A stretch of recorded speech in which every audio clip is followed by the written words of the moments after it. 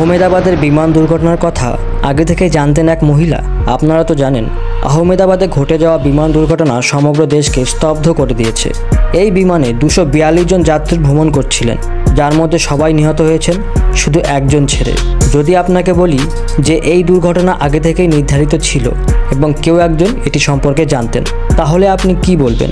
এই ঘটনাটি এই মাসের 5 জুনের, যখন জ্যোতিষী অ্যাস্ট্রো শর্মিষ্ঠার একটি টুইট করে বিমান দুর্ঘটনা এবং বিমান চালনা খাতে সম্ভাব্য ধ্বংসের আশঙ্কা প্রকাশ করেছিলেন। এই টুইটের মাত্র 7 দিন পর 12 জুন সেই ভবিষ্যৎবাণী সত্যি প্রমাণিত হয়।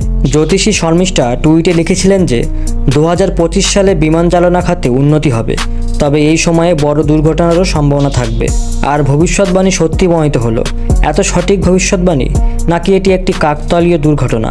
আপনার কি মনে হয়? কমেন্টে জানাবেন।